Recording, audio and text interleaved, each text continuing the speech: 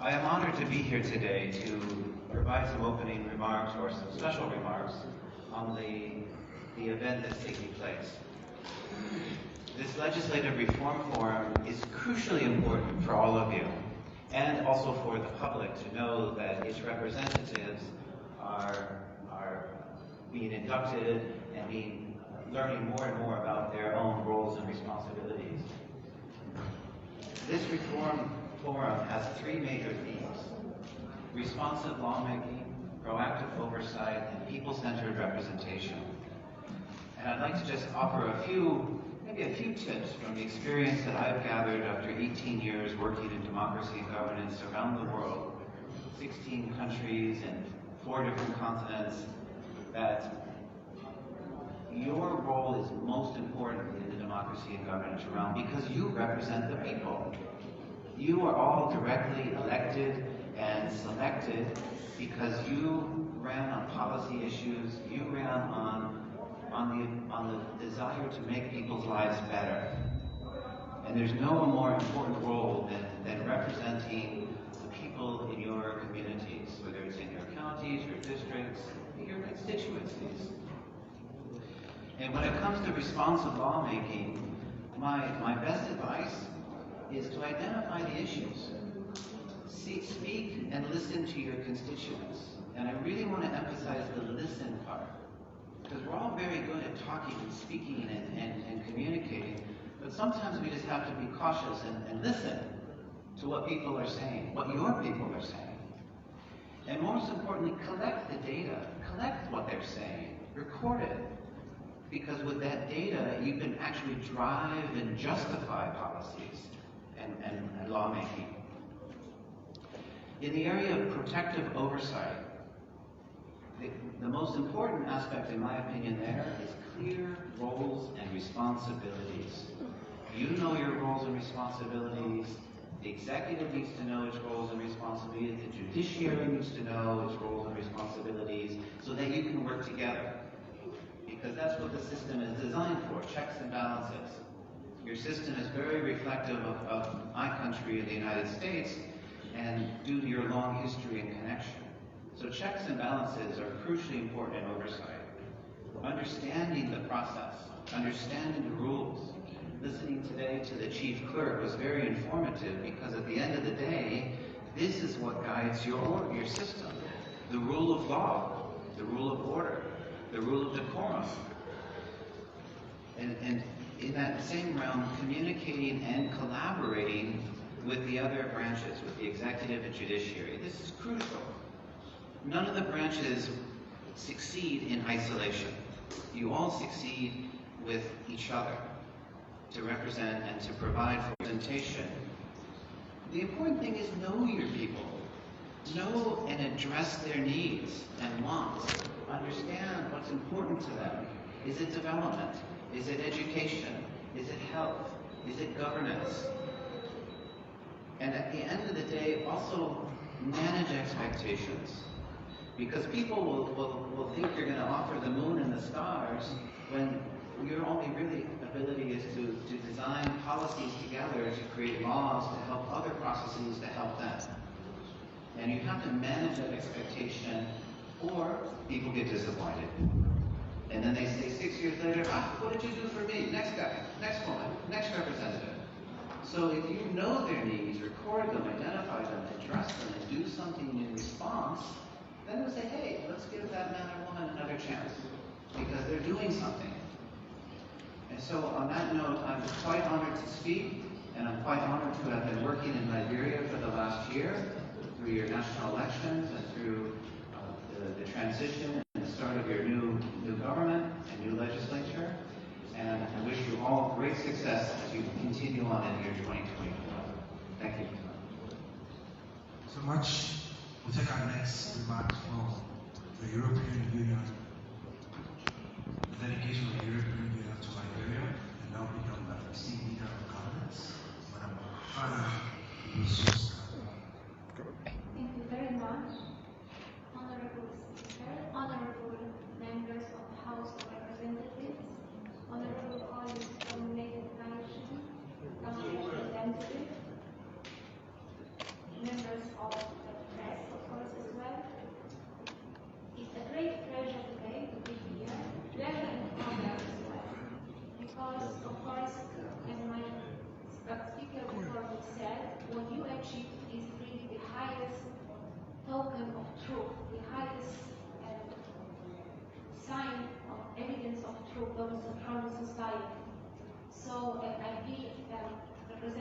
European Union, and in particular my ambassador, first of all, I would like to say I'm really honored by this opportunity to speak to you.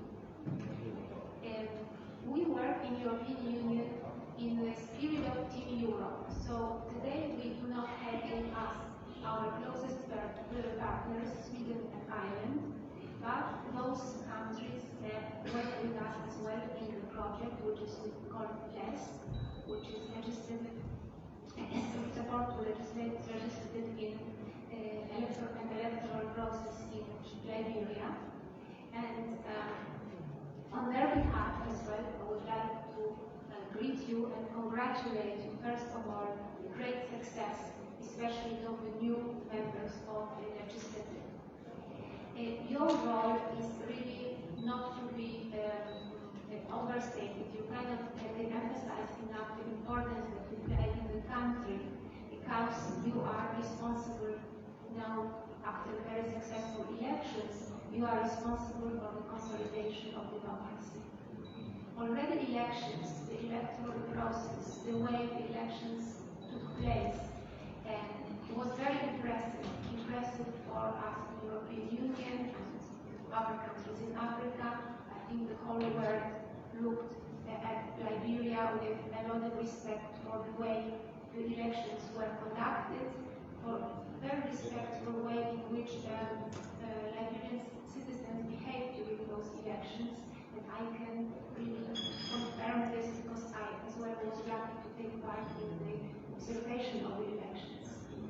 And finally, it was very impressive how political players, very important political players, behaved, for example, when election results were presented. So I would say you are really an example, not only in Africa, but you are an example for very many all democracies in the world. Now the big task, so after this big success, let's say, after this moment when Liberia was really seen by the world in a very positive light, so the reputation of Liberia grew, I think your task is even more responsible and even more difficult because a lot is expected from you. So the European Union would like, of course, as much as we can, support you with our expertise, with our. We would like specifically to be able to advise and share our experience in the project that I mentioned. Yes, we have partners from United Nations, UNDP, UN Women, but we have as well an institute from Netherlands, which is bringing very strong expertise in democracy, in elections, and we would like to encourage you to take advantage of this experience. Likewise, we are working with the European Partnership for Democracy, and European Partnership for Democracy is as well the body which has very long experience and is particularly capable to advise and to help, especially with the recommendations of the electoral mission. As you know, during elections, so I represent the European Union and we have embassy, which we call delegation.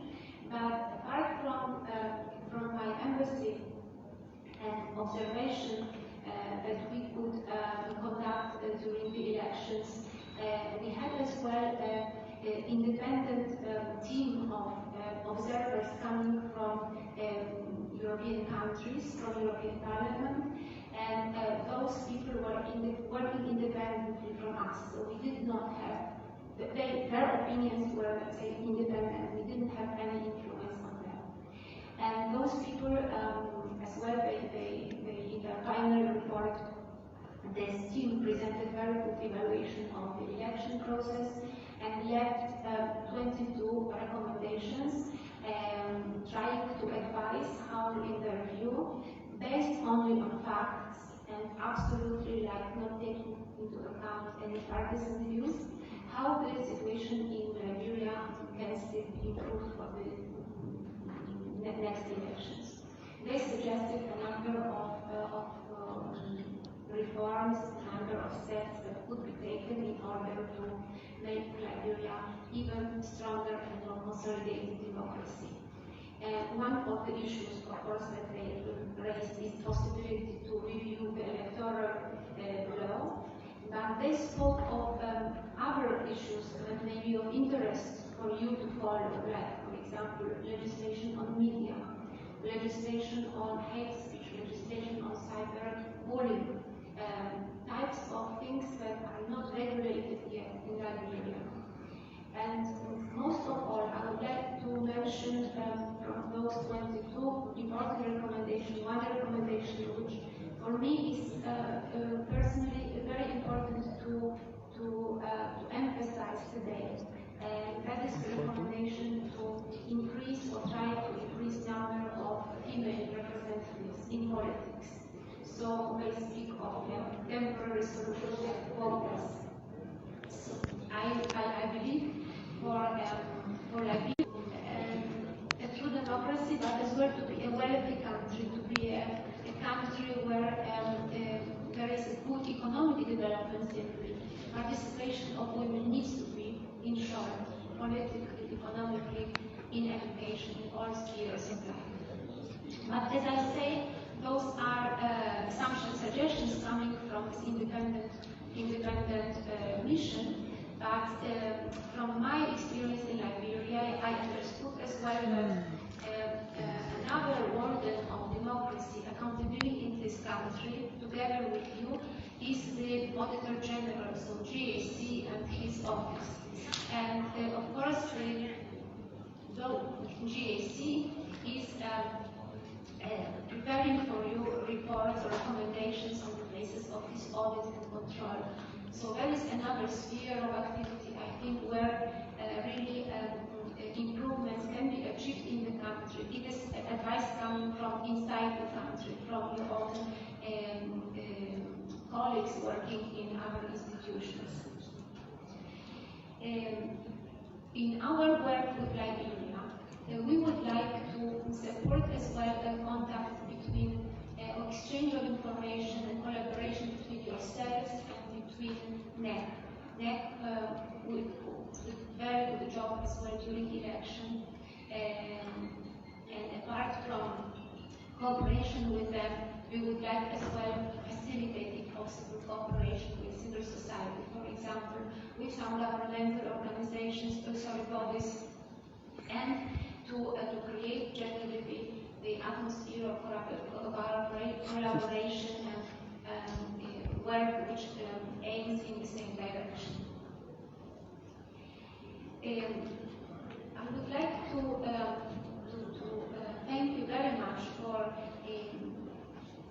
today's opportunity to address you. As I said, it's the first occasion when we can mention our project, Less Plus, but I think you will hear of it again.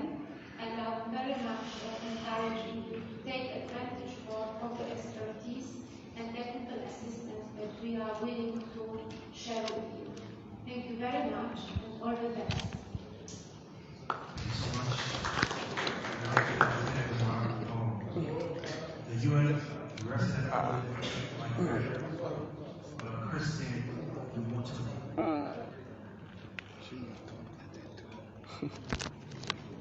Thank you very much. Honorable Speaker of the House of Representatives, platform guests, allow me to stand on the existing protocols.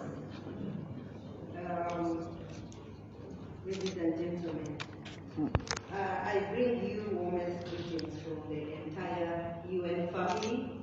You know, there are very many UN agencies.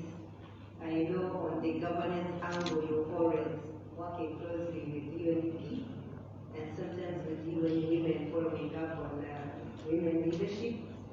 But I'm sure you'll see many other agencies in other different ways. So I bring you warm regards to the entire family. And it is really an opportunity for me to be here.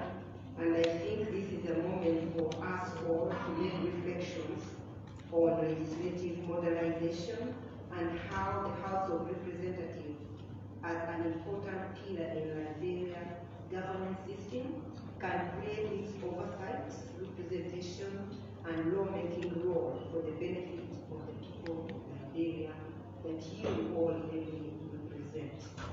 The House of Legislature has an important role in protecting the public health through its appropriation decisions, fighting corruption, advancing sustainable and inclusive development, and let me use this opportunity to thank our partners, the European Union, Sweden, and the Irish government who support us on this program.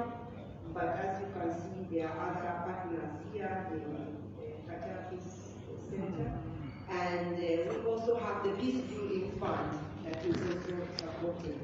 So as you know, this is a program in the context of the project on the Liberia Electoral Support Program. And on that note, just like you just mentioned, worldwide, I should say, not only Africa or not only the region, we're so proud of Liberia for the conduct of the elections that we concluded last year. They were peaceful, they were transparent, and also the transfer of power was peaceful, and we look to this as an example to inspire other countries in the region, other countries in Africa, and in fact, other countries in the world. So it is something very important to hold on, and I think something to applaud. Yeah, so I wish to congratulate, therefore, the newly elected members of House of Representatives, and would like to highlight that the induction forum marks a significant step in your journey as legislators, and we are honored to be here to be witnessing this. I wish to underscore that this forum is a demonstration of the commitment really to build your own capacity, to learn, and to equip yourself with those tools and knowledge that help you to discharge your duties as stipulated by the Constitution of the Republic of Liberia, and in the interest of the ordinary people that you represent. We therefore applaud the leadership of the House for this timely event. You know that this is happening also at the time when the country is going through the preparation of its own national development plan. We heard about this during the recent cabinet retreat, where the roadmap was agreed to come up with the arrest agenda for inclusive development.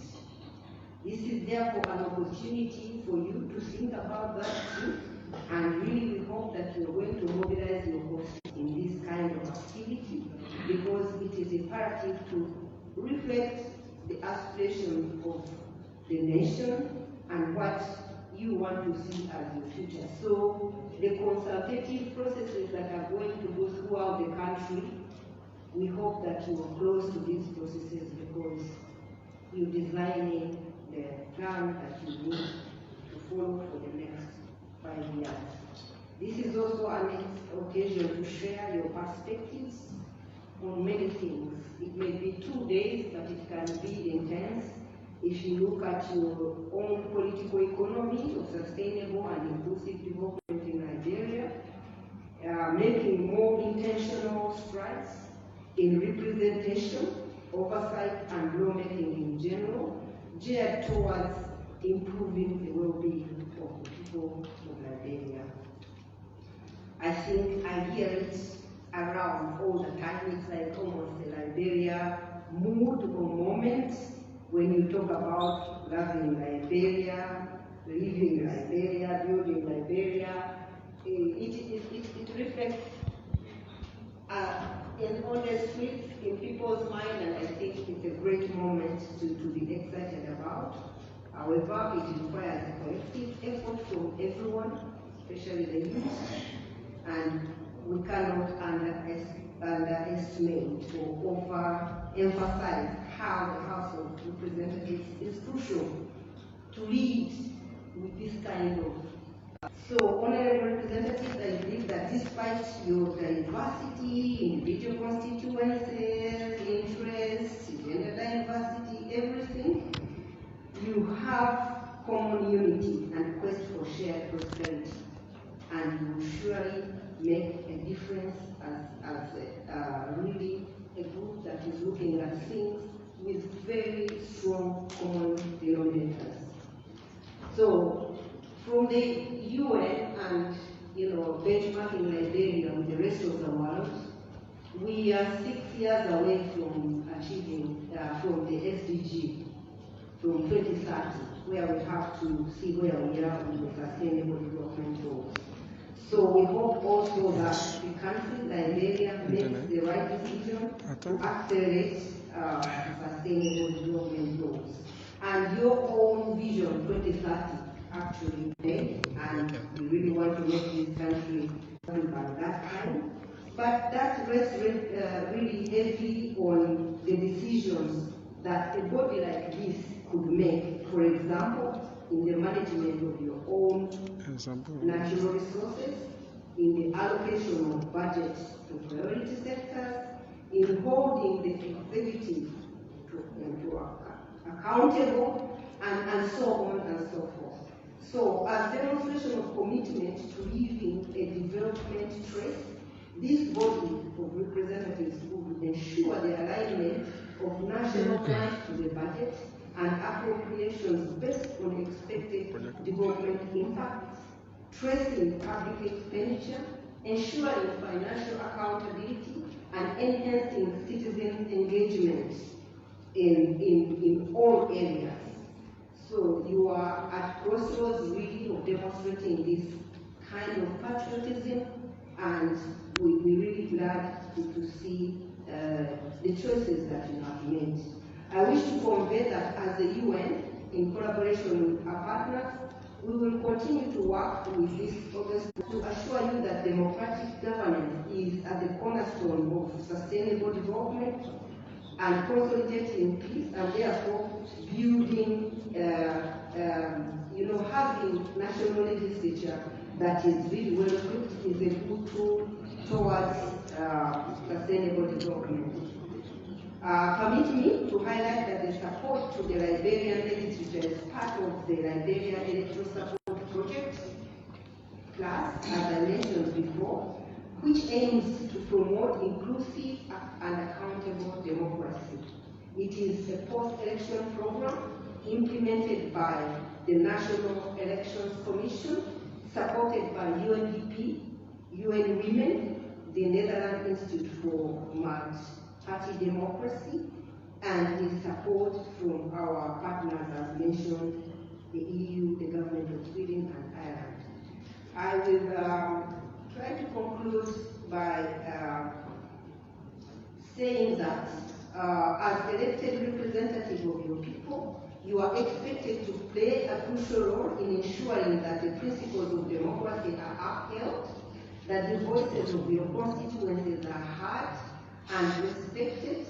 Therefore, as you deliberate on the key areas that we talked before, including enhancing legislative oversight to ensure government accountability, it will be very important that you stress these points. I cannot also overemphasize that effective oversight is essential for maintaining public trust and ensuring that government actions align with the needs and expectations of the people. Thus, as legislature, you must play a crucial role in advocating for equality, equity, inclusion, and through gender-sensitive laws and gender-responsive budgeting, which addresses issues uniquely impacting women, such as education, health, reproductive rights, gender-based violence, pay equity, and so on. With the low participation of women in decision-making, and I think EU mentioned that, we think I would be really delighted to hear your views regarding how we make forward the implementation of the gender equity legislation and personally your perspectives on the issue of unpaid care work.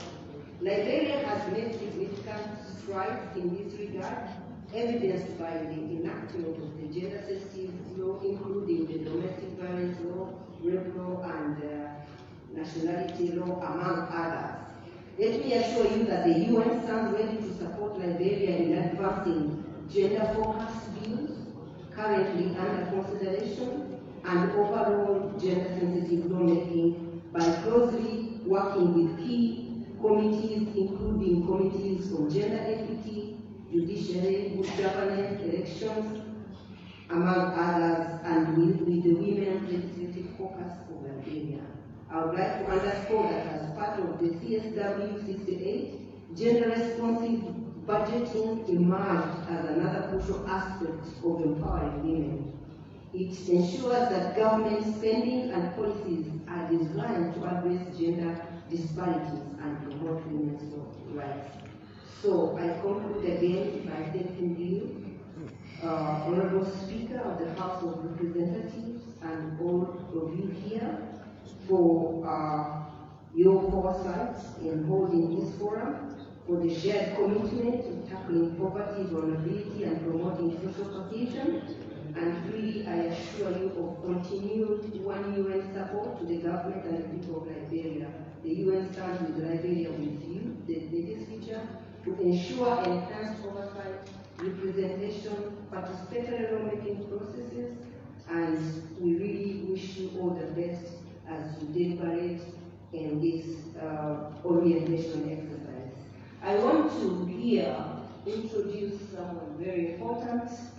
We have a new UNDP resident representative, Mr. Anthony Mohamed Wama. I know you're used to Louis to deputy and standing in as RRAI, but now we have Anthony, and Anthony, I know you're very brand new, but allow me to share this platform with you and ask you to say a few words. You know that UNDP is a key UN agency of government. Thank you so much. Thank you for listening. Honorable Speaker, honorable representatives of the House, in my tradition, they say that one thing is around the knee doesn't know I have. I think the resident coordinator has spoken, and she has indicated the command levels of the immune system support you as you are realizing the hopes and dreams of the people of Liberia populated youth. I wish to reiterate my commitment to that one human effort with all the resources and capacities of UNDP to ensure that we are moving very successfully. So on that score, I wish to congratulate you, and I wish to reiterate once more UN peace agreement without you achieve success in all your work and your deliberations. Thank you, and thanks for the opportunity to address you. Right, thank you. To wrap up with this special remark, we now take response, a special statement from the speaker.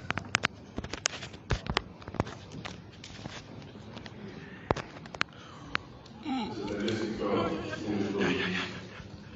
and fellow platform guests from our international partners.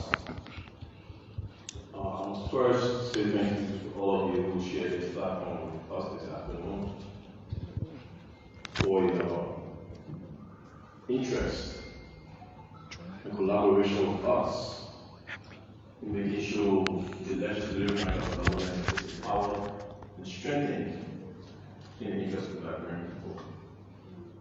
Your latest example of working with us on this retreat and sponsoring it, I must say, especially the UNDP. The cost of this retreat on the public coffers, the amount that has to be paid in total by the House of Representatives and therefore the government of Liberia is $16,000. You, UNDP, was able to pick up the rest of the costs, accommodations, feeding, and others, and we appreciate that. We will provide the necessary breakdown to the public on the cost to them of this retreat. Usually, when I speak, my staff gets nervous because I tend not to mince my words on issues to which I'm passionate. And one of that which I'm passionate about is the burden on lawmakers. The normal democratic tenets is that lawmakers have three cardinal responsibilities: oversight, lawmaking, and representation. In Liberia, they have imposed another responsibility, which is development. And because of that dichotomy, the burden on lawmakers increase, and the understanding, especially from you, the international partners, decrease on what our roles and responsibilities are. It's unfortunate, I'm going to tell you, that our constituents don't elect us or re-elect us on our effective oversight. They don't elect us or re-elect us on our effective lawmaking. They don't elect us or re-elect us even on our representation. They elect us or re-elect us on one thing in their mind, and that is development and social welfare. We have created in Liberia an informal welfare state, and the burden on feeding that state, our welfare system, lies on the lawmaker. I'll give you an example. I was in a community about a year ago in my district, and I promised them I would influence the government to bring in a tower, a cellular tower for communication. And they all cheered me. And then somebody asked, and if the government do that, what will you do? I said, but this is my job, is to go and lobby the government to bring these things for you. That was totally lost from them. Each of the lawmakers in this room have responsibility of rent, school fees, hospital bills, weddings, baby, reading, and what have you. And to our constituents, that is the most important responsibility of a lawmaker.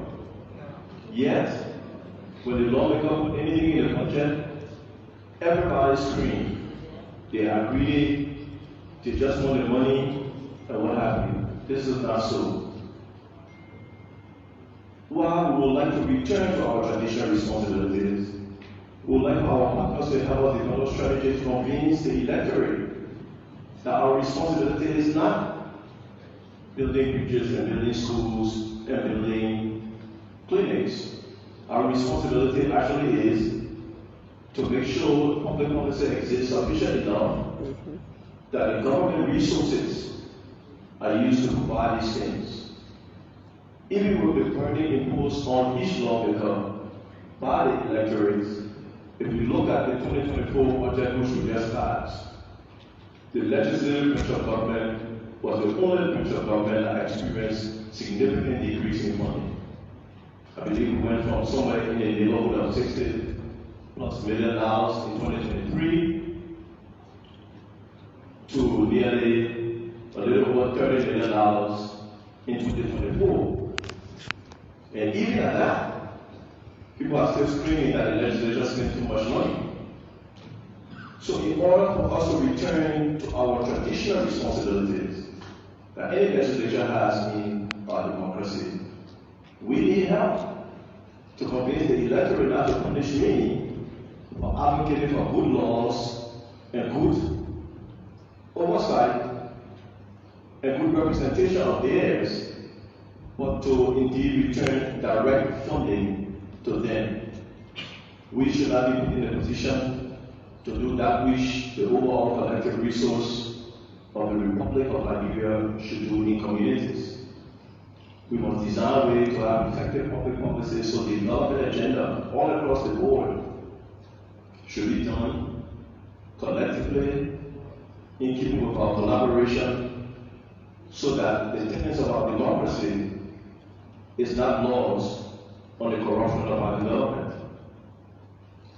We come today now to begin with your help and your guidance and your counsel to formulate how we will tackle the next 6 years in these cardinal areas of lawmaking, oversight, and representation.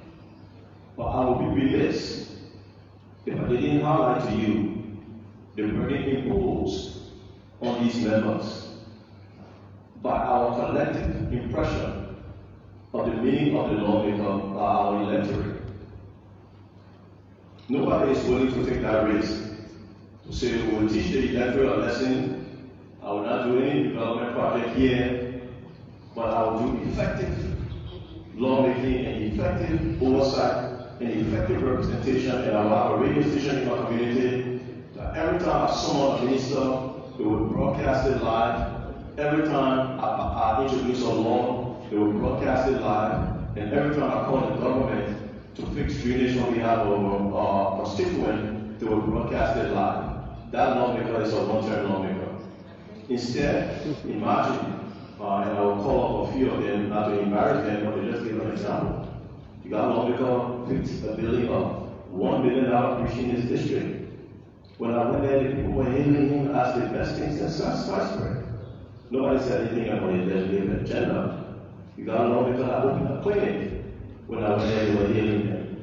You got a lawmaker who opened a vocational technical training or graduated students from vocational training center. He was being hailed. You got lawmakers that have done road projects. They have been hailed for that. Nowhere in our constituents are people hailing us for the important work we do in the Liberian legislature. Everybody has an attitude of what have been done for me lately, and we try to apportion the resources in a way that reflect that. You are condemned for being greedy and looking only after yourself. I'm sorry to be blunt about this. I know the criticism that's coming to me next from the general public. I welcome that. These are the things that we sign up for. But I will be remiss sitting here with these individuals in this room and not say the truth to what is occurring here in the legislature and the burden that being imposed on certain individuals on district development. I've always said, you will develop this country one district at a time. And the reason why I say it must be such that the solution we seek must be equitable and no one group should be singled out to pay a higher price. The development you carry on in District 17, Monserrat County, must be equivalent to the development you carry on in District 2, Cranbrook County, proportional to population. We cannot look at only those districts that's visible to us and ignore the districts that are behind our backs. Because the districts behind our backs are Liberians, and they are no less Liberians. So as we look at our role here today, to you, our international partners, and to the public, who come to us to make sure the work we do is in their interest, we ask for an equitable solution on how we deal with our roles and responsibilities as lawmakers. Don't get me wrong, we love our job when we're debating bills. We love our job on the impact of the bills we pass. We love our job and respect our responsibility when we bring in ministers and agents of the executive branch to give account to the Liberian people about their performance or about issues affecting the Liberian people. We love our jobs when we intervene on behalf of citizens and cut the red tape and make sure that citizens get the services from the government that they are entitled to. We love that. We would like to concentrate on that. But the solution, I'm telling you, the difficulty that each of these lawmakers face in terms of the demand from the citizens gets to the point